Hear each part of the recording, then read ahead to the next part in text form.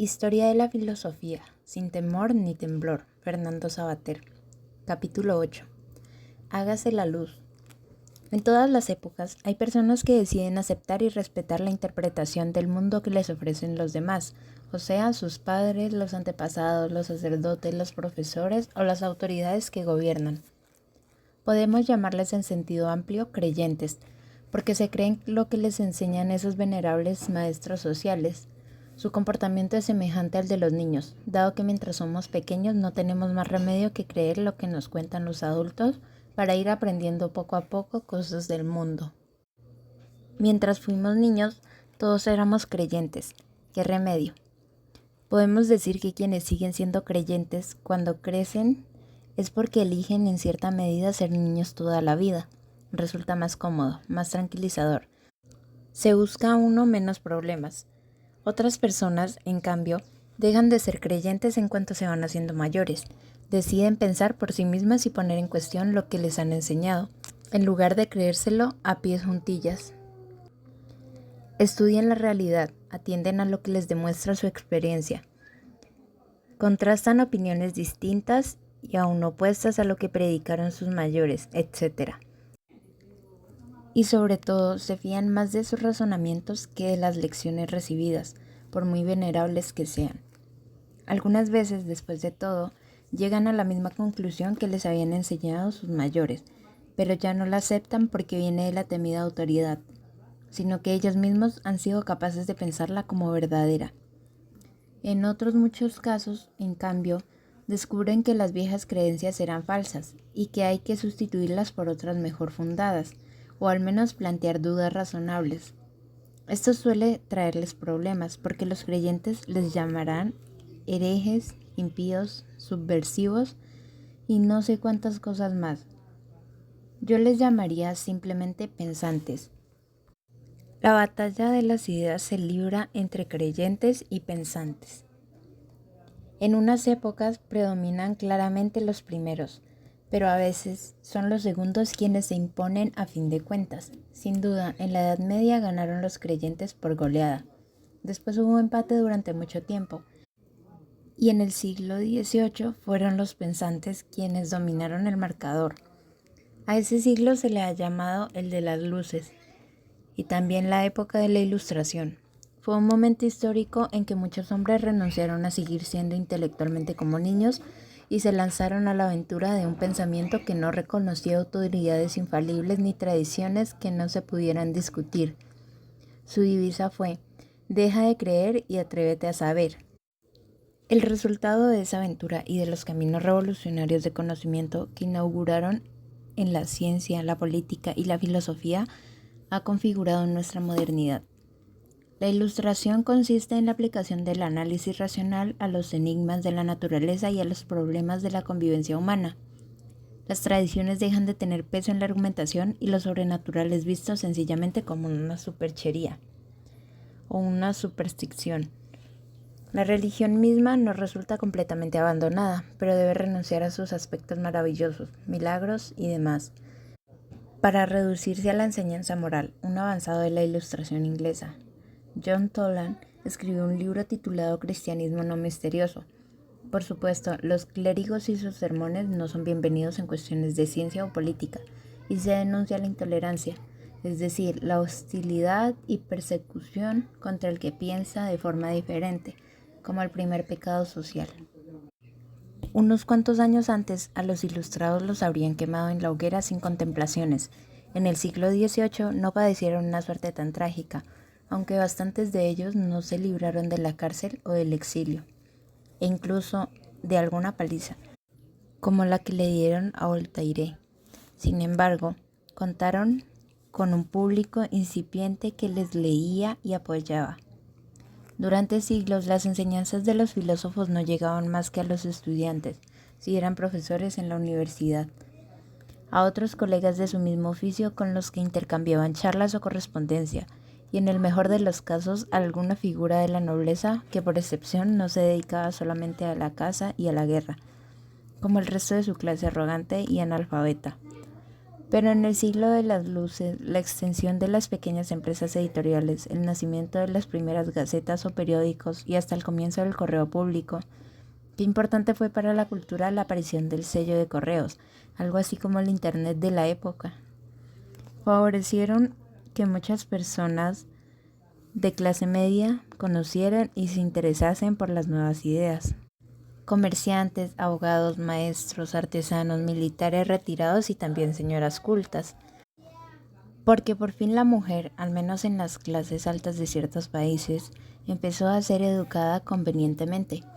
Toda esa nueva gente se interesó por las enseñanzas ilustradas y consiguió con su apoyo que no fuesen aplastadas por sus enemigos inquisitoriales. Para la mayoría de los pensadores ilustrados, conocimiento equivale a ciencia física. Y el modelo de científico que hace gran ciencia como es debido tiene un nombre, Isaac Newton. Un poeta ilustrado inglés, Alexander Pope, llegó a decir, con un punto de humor, eso sí, que Dios no dijo, hágase la luz, sino hágase Newton. Y así llegó la luz al mundo. El método de Newton es en realidad una prolongación triunfal del inaugurado, con los tropiezos inquisitoriales que ya fueron señalados por Galileo Galilei.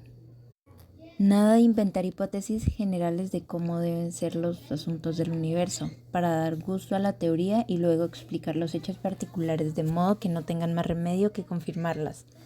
Newton dice, yo no me invento hipótesis, en cambio, observa los hechos particulares, los somete a regularidades matemáticas y poco a poco va llegando a los primeros principios de la realidad. Así descubre la teoría de la gravitación universal, que bajo una sola ley física da cuenta de fenómenos tan aparentemente diversos como el movimiento de los astros, la caída de los cuerpos, las mareas, etc. Pero tampoco con ese descubrimiento pretende Newton desentrañar la esencia de los fenómenos universales, es decir, lo que son, sino que se contenta con ofrecer una descripción adecuada y suficiente de cómo funcionan. La mayoría de los ilustrados dará por sentado que este es el camino adecuado para conocer poco a poco y sin delirios metafísicos, logrando además hallazgos teóricos de enorme importancia. Lo curioso es que el propio Newton no se contentó con lo que recomendaba, porque introdujo elementos más creyentes que pensantes en su sistema y sacó a veces consecuencias teológicas de sus descubrimientos estrictamente científicos. Bueno, nadie es perfecto, ni siquiera Sir Isaac Newton. Uno de los mayores admiradores de Newton fue también el representante más conocido y combatido de todo el siglo de las luces, el francés Francois-Marie Arouet, que eligió como nombre de guerra, y en su caso lo fue, sin duda, el de Voltaire. Vivió muchos años y escribió aún más en los géneros más diversos, poesía, teatro, historia, filosofía, narraciones y miles de cartas, porque mantuvo correspondencia con las personalidades más diversas de su tiempo, desde príncipes hasta señoras aburridas pero ingeniosas. La figura de Voltaire está rodeada de admiraciones rendidas y odios feroces. Como era un espíritu profundamente irónico y con gran habilidad y gracia para encontrar el lado ridículo de muchas actitudes o creencias frecuentes en su época, se ganó bastantes enemistades, pero también gran número de lectores entusiastas. Unos versos satíricos atrevidos contra el regente de Francia le valieron unos cuantos meses en la Bastilla, la prisión de París. Después se enfrentó a un noble poderoso que había ofendido a una actriz amiga suya y se ganó una soberana paliza que le propiciaron los criados del rencoroso aristócrata. Entonces se escapó a Inglaterra para evitar más problemas. Ese viaje cambió su vida. Encontró en Gran Bretaña una sociedad mucho más tolerante con las opiniones religiosas que la francesa. Cada inglés va al cielo por el camino que prefiere, comentó admirado. También les pareció estupendo que los ingleses celebrasen mucho más a un sabio como Newton, que acababa de morir y cuyos funerales movilizaron a todo el país, que a teólogos o personajes de la corte. Los ingleses sometían a su rey al control del parlamento. Ya habían cortado la cabeza a uno anterior por no dejarse controlar. Cultivaban la ciencia y los conocimientos prácticos. Incluso tenían un teatro mucho más emocionante y menos rígido que el francés. Aunque a Voltaire le pareciera que se escaseaba en buen gusto, no dudaba de que Charpentier era un poeta dramático de primer orden y se encargó de hablar de él a los franceses que le ignoraban. En Inglaterra conoció también la obra del gran maestro de la sátira, Jonathan Swift, el autor de Los viajes de Gulliver, cuyos cuentos fantásticos con intención crítica iban después a servirle de modelo. Probablemente Voltaire idealizó bastante a Inglaterra en las cartas filosóficas, que escribió para contar lo que había descubierto allí, pero a través de ese modelo expresó sus propios ideales para orientar la transformación social de Francia y del resto de Europa. Para Voltaire, lo más importante era mejorar la vida humana y alcanzar la felicidad de la mayoría, no desentrañar los misterios del universo. La filosofía tenía, a su entender, una dimensión fundamentalmente práctica.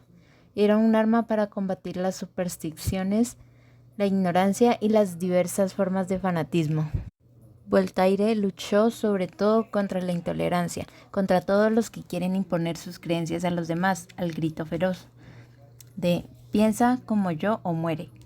Abogó por la humanización del sistema penal y por la desaparición de la tortura y la pena de muerte, siguiendo así los pasos de otro ilustrado, el italiano Cesare Beccaria, autor de la obra de los delitos y las penas, sobre la reforma de la justicia. Hacia el final de su vida, convertido ya en una figura de referencia en toda Europa, Voltaire intervino para aclarar errores judiciales y condenas injustas de inocentes. Se las arreglaba muy bien para movilizar la opinión pública, que empezaba a nacer en aquella época. Por medio de panfletos anónimos que todo el mundo sabía que eran obra suya y breves parábolas llenas de malicia, a la vez eficaces y divertidas. Así inventó la figura moderna del intelectual, cuya autoridad moral no depende del poder político o académico, sino de la influencia que ejerce sobre la sociedad a través de sus escritos. Aunque fue sumamente crítico contra el clero y sus pretensiones de influir en la vida política o moral, Voltaire no adoptó una actitud francamente atea o materialista como otros ilustrados franceses, Helvetius, el barón de Hobbes o Lamettrie, que escribió una obra significativamente titulada El hombre máquina.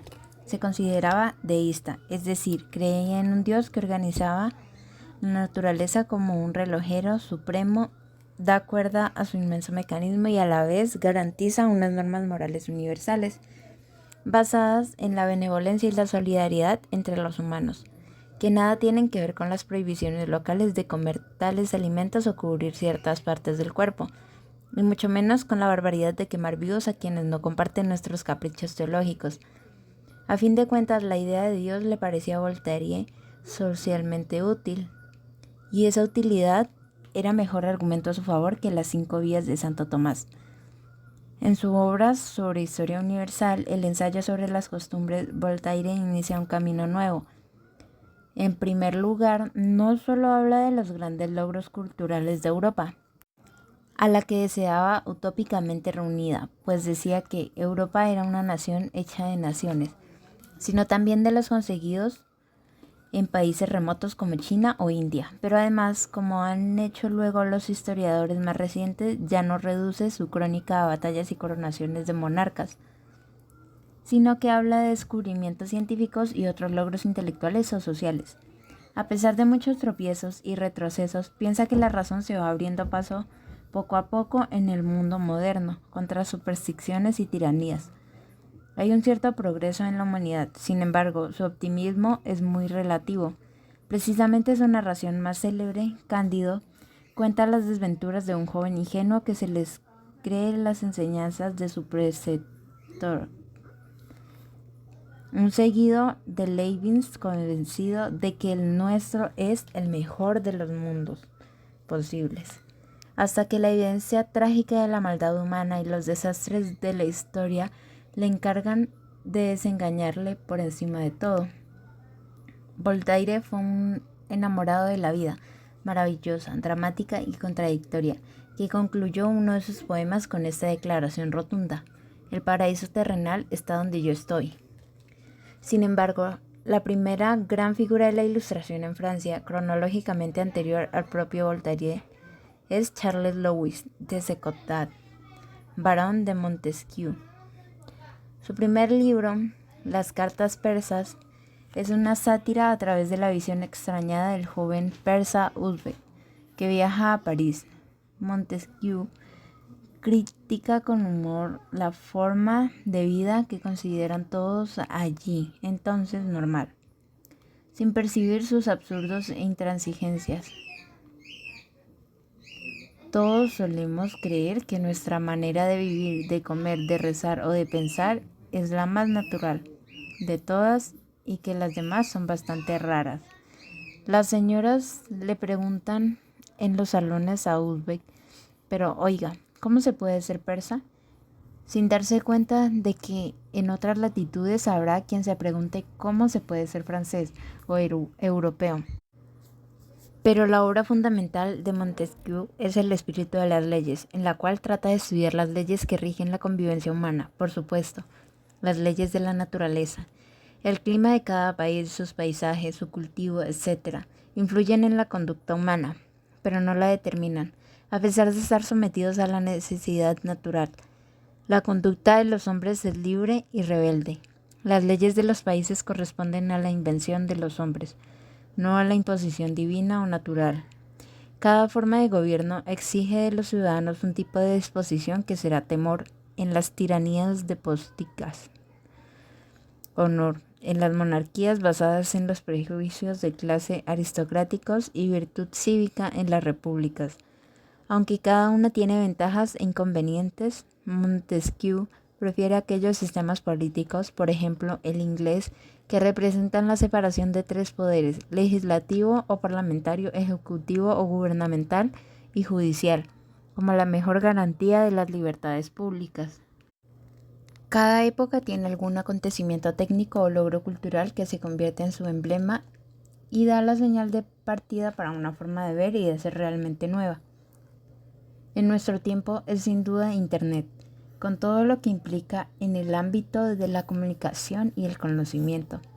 Pero en el siglo de las luces fue la enciclopedia, que dirigieron Diderot y D'Alembert. Para atender su enorme impacto social, debes imaginarte una Wikipedia cuyos contenidos no solo fuesen accesibles para cualquiera, sino también revolucionarios respecto a muchos planteamientos aceptados como indiscutibles, pero que estuviesen escritos por algunos de los mejores especialistas en cada tema, aunque no estuvieran académicamente reconocidos. Todo comenzó como una empresa modesta y meramente comercial. El editor parisino Le Breton quiso traducir al francés la enciclopedia Chambers, una obra inglesa que había obtenido éxito en su país.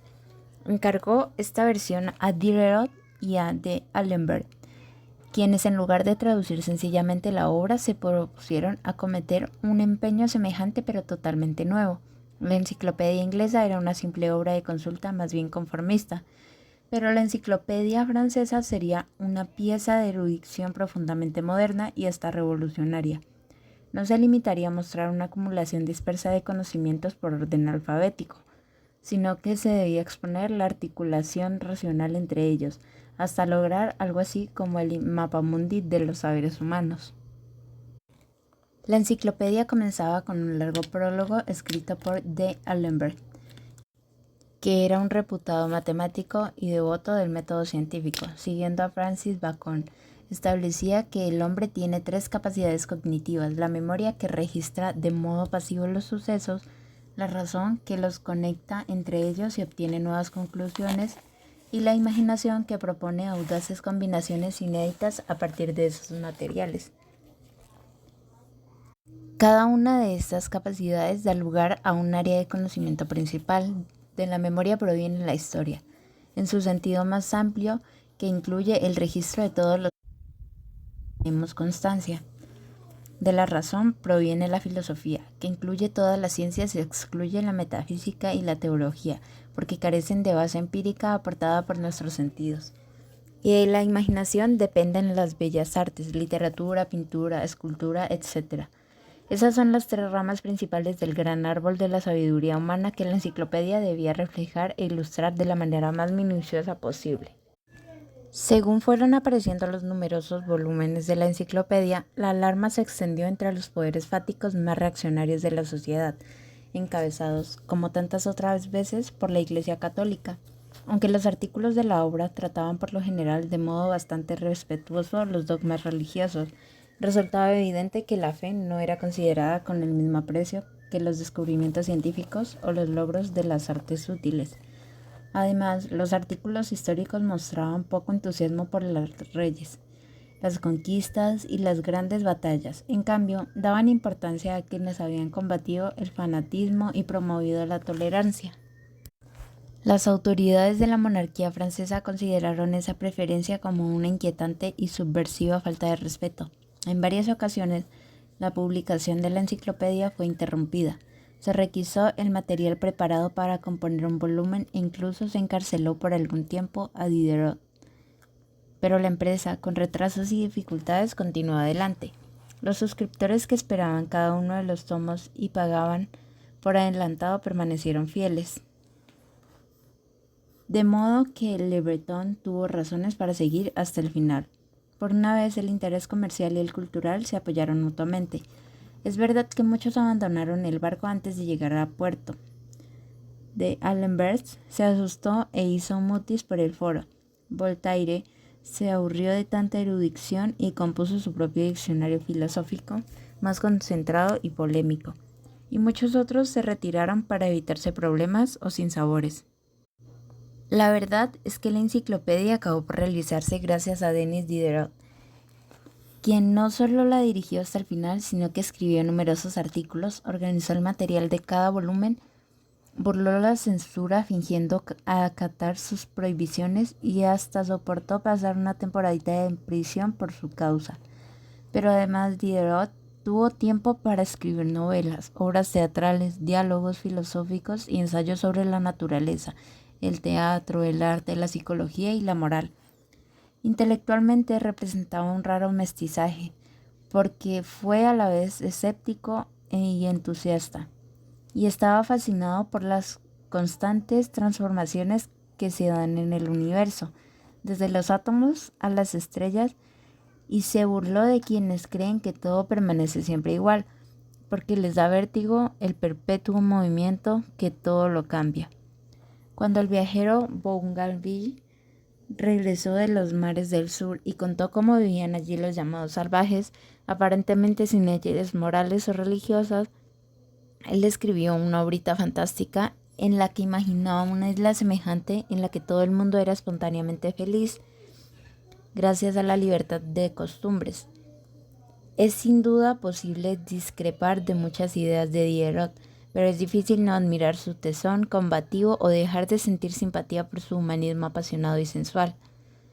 Podríamos creer que el pensamiento ilustrado en Francia no hace más que repetir las mismas ideas: razón, ciencia, progreso, escepticismo, tolerancia, etc. Pero resulta que hay un caso discretamente muy importante, porque criticó la ilustración con armas ilustradas y a la larga vino a ser más influyente en los pensadores venideros que ninguno de sus contemporáneos. Jean-Jacques Rousseau nació en Ginebra, pero vagabundeó por diversas ciudades europeas y vivió en París, donde se hizo amigo de Diderot. Colaboró en la enciclopedia con artículos sobre música, una de sus grandes aficiones, que le llevó a componer una ópera. Hay que advertir que ser amigo de Rousseau no era cosa fácil. La mayoría duraba poco en el puesto y Diderot no fue una excepción. Pero precisamente cuando aún se mantenía esa amistad, cierto día que se dirigía a la prisión para visitar a un Diderot encarcelado por culpa de los inquisidores contrarios a la enciclopedia, hizo Rousseau el hallazgo que había de inspirar lo mejor de su pensamiento. En una gaceta o periódico leyó la convocatoria de un concurso de trabajo sobre este tema. ¿Han mejorado las ciencias y las artes las costumbres de los hombres? Voltaire, Diderot o cualquier otro ilustrado habrían argumentado en sentido afirmativo, pero Rousseau decidió escribir un ensayo para decir que no. En su escrito, que por cierto ganó el primer premio, Rousseau no negaba que los conocimientos que sacan al hombre de su ignorancia primitiva pueden aportar mayor bienestar y entretenimiento a la vida cotidiana, pero subraya que también arrastran consecuencias perjudiciales. Contra los optimistas del progreso señala que todas las comodidades y sofisticaciones tienen su precio: lujo, vanidad, afán de riqueza y esclavitud de muchos.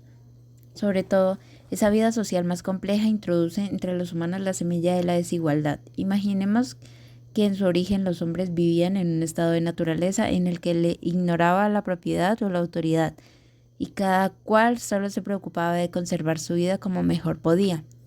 De pronto uno dice: esta tierra, esos árboles o esa montaña son míos, que nadie los toque. Aparece la propiedad privada y luego el poder, los jueces, los policías, etc.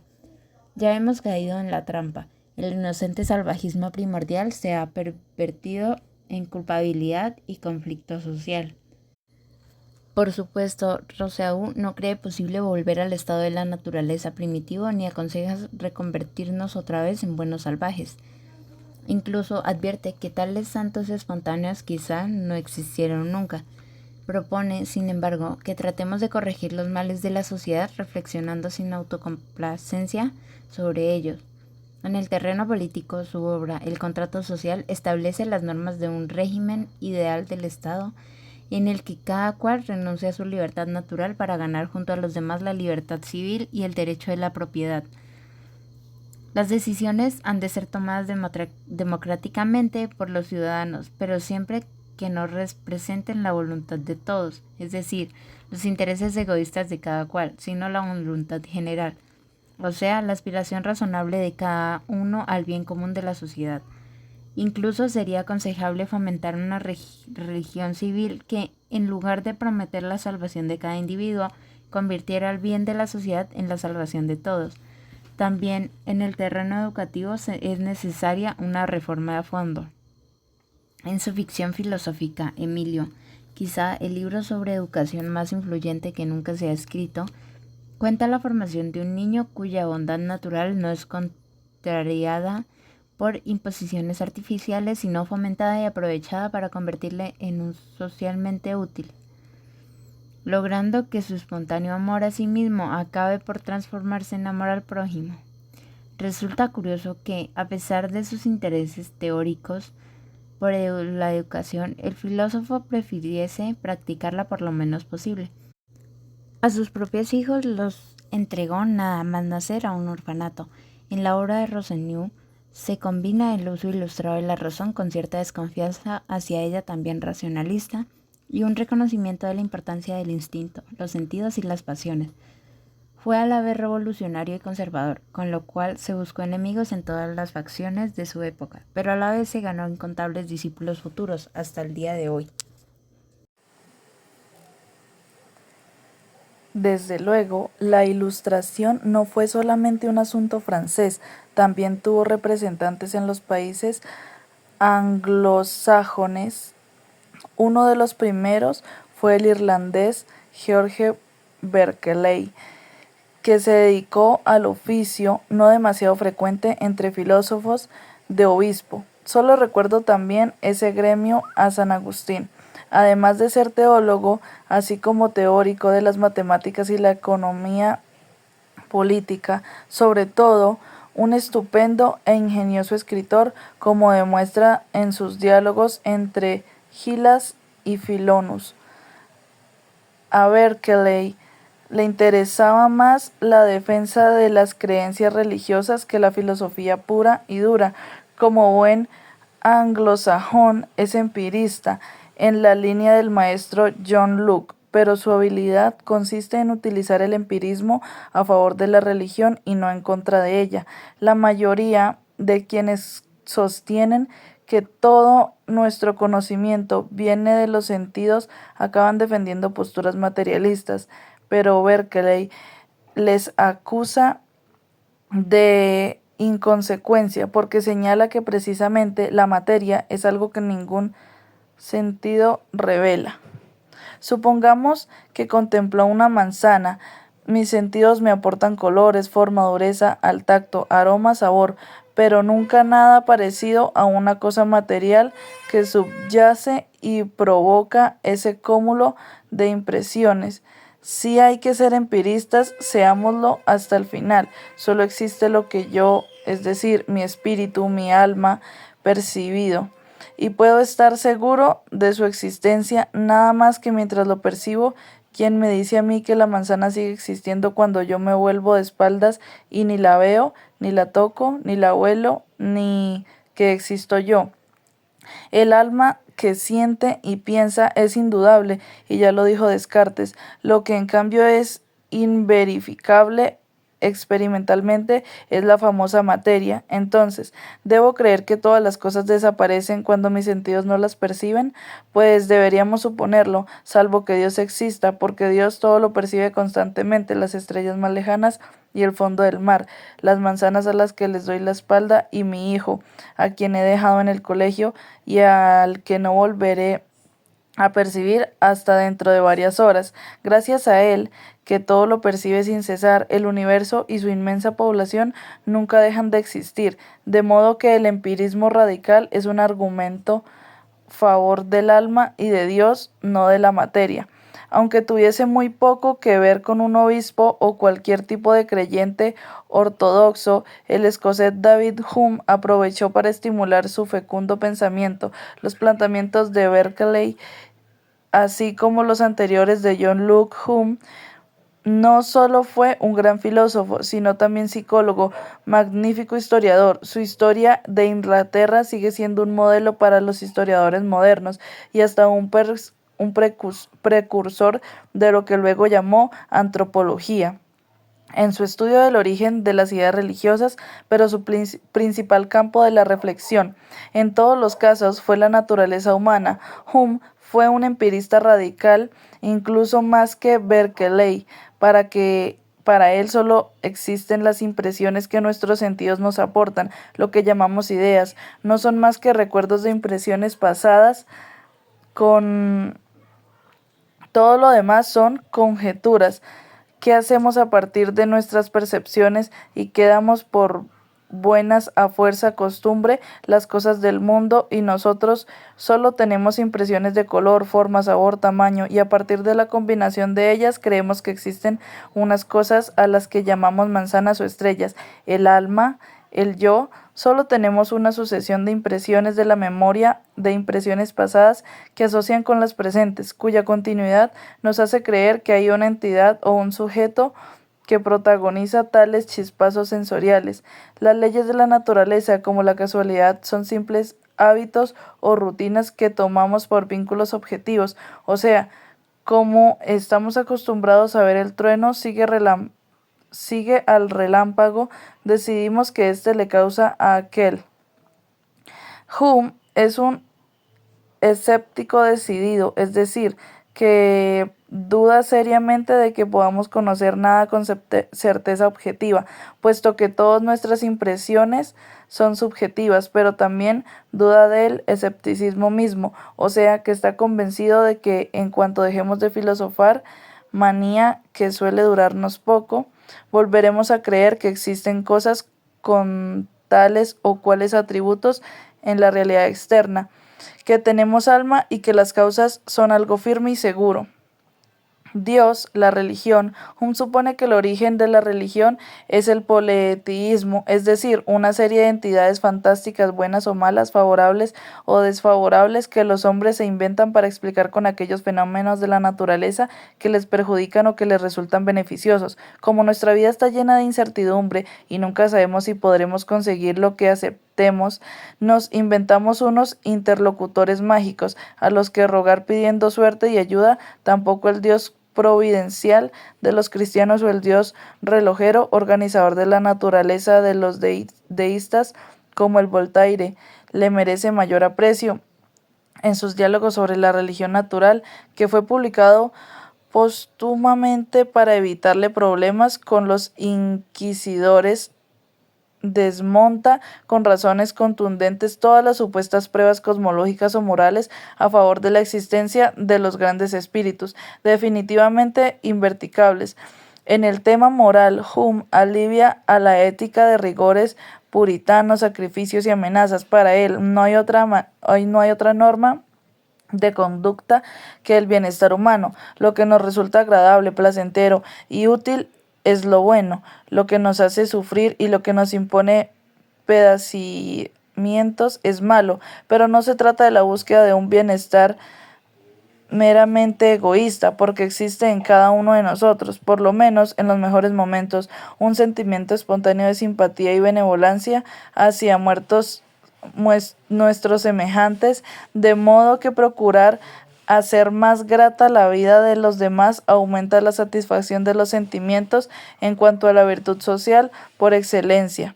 La justicia consiste en pretender lo mejor para la organización social a la que formamos parte y sin cuya cooperación nos sería difícil o imposible la existencia. Algunas virtudes, dice Hume, son los naturales como el amor a los hijos o amor a la o piedad por los desdichados. Otras, en cambio, provienen de la necesidad de mantener el vínculo social, como la fidelidad al cumplimiento de las promesas o la obediencia a la autoridad.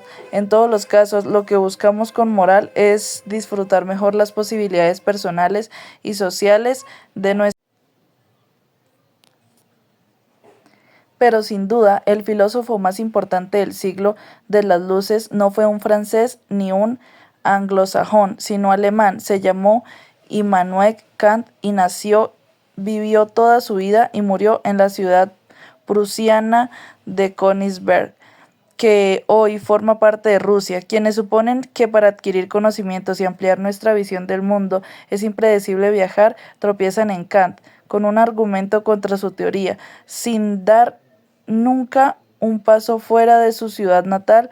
Llegó a ser no solo uno de los hombres más cultos y sabios de su época, sino también uno de los 3 o 4 pensadores más grandes de la historia de Occidente.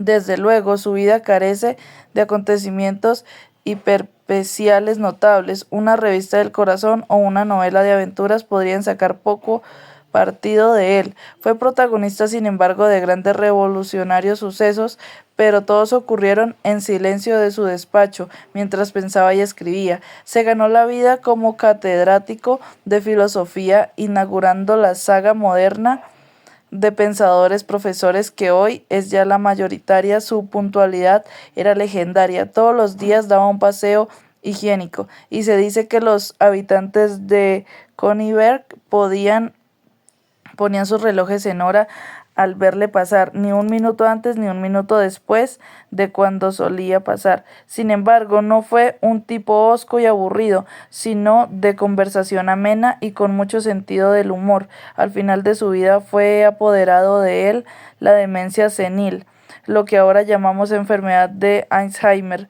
Como iba perdiendo la memoria, anotaba su diario los temas de conversación que ya había tenido con sus amigos, para no repetirse. También empezó a tener pesadillas nocturnas a causa de sus trastornos cerebrales.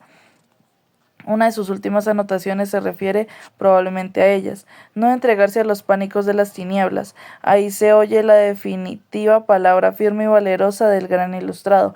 Kant admiraba la obra de Isaac Newton, que había logrado asentar la ciencia física sobre una base segura, y aspiró a convertirse en el Newton de la filosofía, es decir, transformarla también en una ciencia bien fundada. ¿Es posible tal cosa? Dado que el instrumento de la filosofía es indudablemente la razón, será necesario hacer uso crítico de ella y convertirla en juez de sí misma, de su método y de sus posibilidades. El gran tema de la filosofía es el ser humano, sujeto de la razón y también objeto de hacer un uso crítico de ella y convertirla en juez de sí misma, de su método y de sus posibilidades. El gran tema de la filosofía es el ser humano, sujeto de la razón y también objeto de su estudio. Para Kant, ese tema humano abarca 3 grandes preguntas insoslayables. Primera, ¿qué puedo saber? Segunda, ¿qué debo hacer? Y tercera, ¿qué puedo esperar? Del grado de certeza con que podamos responder esas cuestiones dependerá el destino como saber científico de la filosofía. A la primera de ellas, la que trata de conocimiento, responde a Kant con la Crítica de la razón pura, su obra más célebre e influyente, escrita cuando contaba ya 57 años, la edad en la que otros comienzan a pensar en su jubilación. En el tema del conocimiento humano se han enfrentado a lo largo de los siglos filósofos racionalistas como Descartes, que consideran nuestro entendimiento como la fuente principal de saber, y otros empiristas como Locke o Hume, que aseguran que todo lo que sabemos nos llega por la vía de los sentidos. Ninguna de estas perspectivas convence a Kant, aunque piensa que ambas tienen parte de razón. El conocimiento humano se da una materia y una forma. La materia la aportan los sentidos con su experiencia, pero la forma le pone el entendimiento con su capacidad de organizar los datos sensoriales. Sin la materia que nos aportan los sentidos, nuestro entendimiento permanece vacío, pero sin el orden aportado por el entendimiento, los datos sensoriales son un caos ciego e informe. Es algo parecido a cuando los niños hacen planes de arena en la playa utilizando un cubo como molde. Si el cubo no se llena de arena, como puede haber flan, pero tampoco lo habrá si la arena no se somete a la forma que le da el cubo. De modo que lo podemos conocer es una combinación entre lo que nuestros sentidos perciben de las cosas y la forma que nuestro entendimiento proporciona esos datos. El resultado es lo que Kant llama fenómenos, que no son ni las cosas en sí mismas. Nosotros todo lo conocemos de acuerdo con las categorías o capacidades de nuestro entendimiento.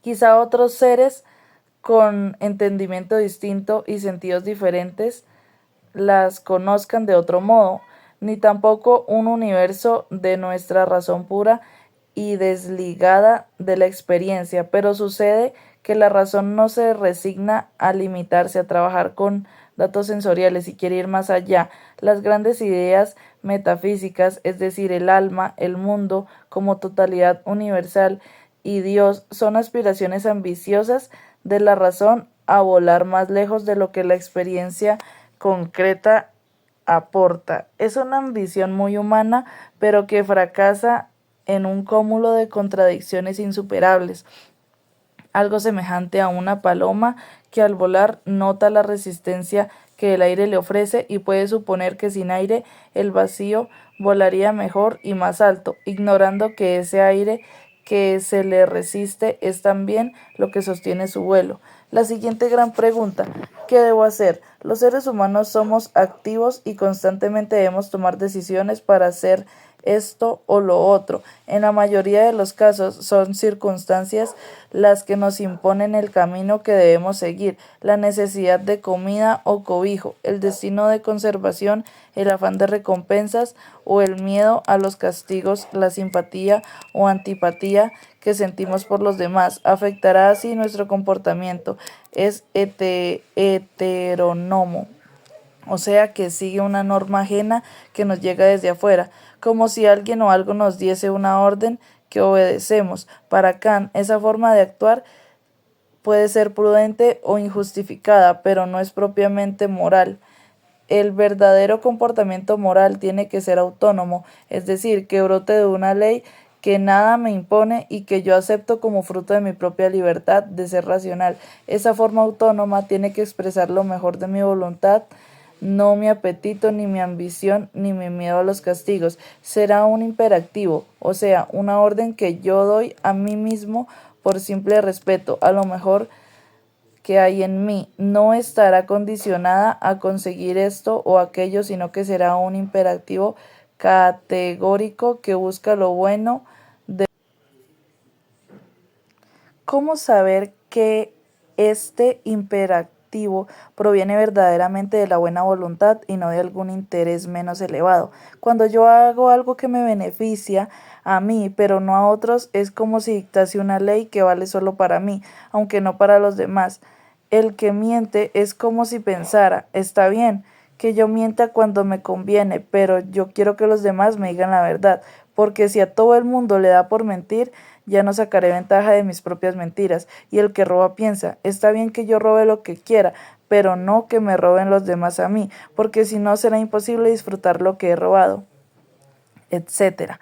Pero cuando hago algo realmente bueno, es como si dijese, quiero que todo el mundo actúe como yo, es decir, como un ser humano racional, que respeta a sus semejantes y no los utiliza como herramientas o simples marionetas. De este modo, no me comportaré por capricho o buscando provecho, sino porque debo respetar la humanidad en mí y en todos los demás. Y por último, ¿qué puedo esperar? Aquí la respuesta de Kant tiene dos vertientes, una histórica política y la otra religiosa. Como espíritu realmente ilustrado, hoy dirigimos progresista, es un decidido universalista, es decir, cree en la importancia primordial de todos los seres humanos y de su autonomía por encima de países, razas, estados, clases sociales, etcétera. A pesar de sus hábitos aparentemente nada levantiscos,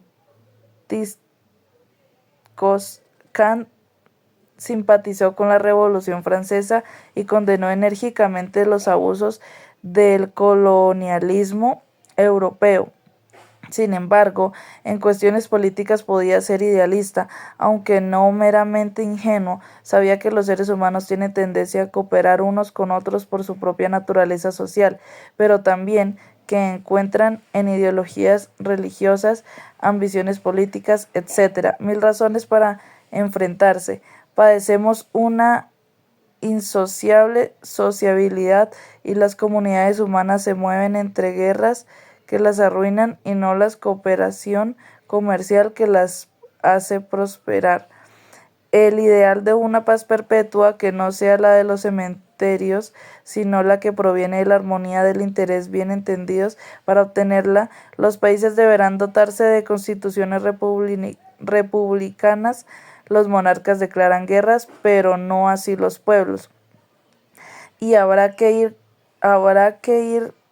creando federaciones internacionales de estados libres que favorecen la hospitalidad cosmopolita y prohíban los enfrentamientos bélicos, es decir, pero no imposible. Sobre todo asegura Kant que es necesario para que se cumpla el mejor destino de la historia humana, el terreno personal. Cada uno de nosotros sabe que el cumplimiento del tercer deber ético no va acompañado de la felicidad mundana. De hecho, la verdadera moral no actúa nunca en espera de premios de ningún tipo, pero el hombre puede preguntarse por el sentido del deber moral que no nos hace felices sino dignos de la felicidad. Y si el mundo estuviese bien hecho, ¿por qué no creer que, en efecto, el deber moral y la felicidad se armonizan en algún sitio? No en este mundo, desde luego, pero quizá en el más allá. Si Dios existe y nuestra alma es inmortal, nada podemos conocer de eso, porque supera la trascendente cuando nos sentimos aportan a nuestro entendimiento. Por tanto, es inadmisible cualquier fantasismo religioso o pretensión de imponer creencia a los demás por fuerza. No digamos ya torturarles o asesinarles en nombre de la fe, pero la esperanza puede ser descartada. Kant finalmente se esfuerza por reconciliar su racionalismo pensante y su fe de creyente, pero no todos los ilustrados alemanes fueron tan doctorales como Kant, ni escribieron obras monumentales como las suyas. Hubo espíritus literariamente más ligeros, aunque no menos profundos. Por ejemplo, Georg Christoph Lichtenberg fue un discípulo de Kant, distinguido científico aficionado a la filosofía, el teatro, las mujeres, por lo que se ganó cierta fama de libertino. La obra filosófica de Lichtenberg está formada de aforismos, es decir, pensamientos expresados de manera breve y concentrada, casi siempre con mucho humor. A veces resume en pocas palabras la esencia misma de la ilustración. Todo el mal de este mundo se lo debemos al respeto, a menudo exagerado por las antiguas leyes, las antiguas costumbres y la antigua religión. O el mundo se puede vivir muy bien diciendo profecías, mas no desdiciendo verdades. En otras ocasiones, ataca con sutileza las actitudes purinarias que recomiendan renunciar a los placeres. La moderación presupone el goce o la abstinencia. No de aquí que haya más partidarios de que esta que de aquella, o también entre las líneas más sagradas del Shakespeare. Me encantaría que alguna vez aparecieran en rojo aquellas que debemos a una copa de vino bebida en un momento de felicidad. París, 1700 y pico. Alba y Nemo están sentados en un café después de acabar una partida de ajedrez. Nemo: ¿sabes lo que más me gusta de esos ilustrados? Que no eran profesores. Alba: no te referirás a Kant. Nemo: venga, Kant es una excepción, pero los demás, Voltaire, Diderot, Rousseau, Hume, los enciclopedistas y demás, ya me entiendes, eran literarios, poetas, músicos, o sea, gente dedicada a cosas bonitas, no a dar clase. Alba: también una clase puede ser bonita. Nemo: ya salió la empollona. Alba: ¿a ti no te hubiera gustado asistir a una clase de Kant? Nemo: como no sé alemán. Alba: en fin, pues con tu francés poco hubieras entendido de los chistes de Voltaire. No, en serio, creo que en parte tienes razón. Nemo: ¿yo? ¿Me das la razón? ¡Ay, qué desmayo! Alba: he dicho que tienes solo parte de razón, no te hagas ilusiones. Nemo: ya me parecía a mí. Alba: mira, lo importante no es que todos esos ilustrados no fueran profesores ni diesen clases. Lo que verás cuenta es que quienes se interesaban por sus ideas no eran alumnos suyos. Nemo: ¿y no viene a ser lo mismo? Alba: sí, pero no. Qué bien te explicas. Alba: quiero decir que el público les leía, les escuchaba y hasta les defendía cuando se les atacaba. Estaba formado por voluntarios, no lo hacían por obligación para aprobar curso o sacar nota, sino porque les daba la gana, porque les gustaba. Nemo: ¿ves por qué expresaban cosas bonitas de la manera artística? Alba: probablemente, pero sobre todo porque la gente se daba cuenta de aquello. Tenía mucho que ver con sus vidas y no solo con los estudios. Nemo: ¿eran más libres que en otras épocas? Alba: yo creo que empezaban a sentirse más libres y quienes aprender cosas que les ayudasen a liberarse de todo. Sobre todo, estoy segura de que las mujeres. Nemo: claro, las mujeres. Alba: pues sí, las mujeres. ¿Acaso no te extraña que hasta ahora no haya aparecido en esta historia ninguna mujer? No me irás a decir que pensamos menos que los hombres. Nemo: bueno. Alba: más te vale cerrar el pico, sabio. Si las mujeres no han sido filósofas antes, es porque no se las educaba ni podían escribir, ni nadie les hacía caso. Ni. Nemo: pues tampoco hubo muchas mujeres enciclopedistas que yo sepa. Alba: claro que no, pero en cambio hubo algunas bastantes más afortunadas, sin duda, capaces de leer la enciclopedia y charlar con sus autores, hasta de influir en ellos. No te quepa duda, porque empezaban a recibir educación como los varones y por tanto a ser capaces de pensar por sí mismas. Eso sí que es una novedad importante. Nemo: oye, a mí me parece estupendo, que las mujeres estudien y sean muy listas como tú. Estupendo, estupendo. Pero me parece que en esa época la cosa solo debía pasar en Francia y en países así, por lo que es en España. Alba: en cuestiones de ilustración, aquí fuimos con bastante retraso las mujeres y los hombres, pero también aquí llegaron las luces y la enciclopedia, seguro que sí, a trancas y barrancas. Pero llegaron, sino, a ver, ¿de dónde salimos tú y yo?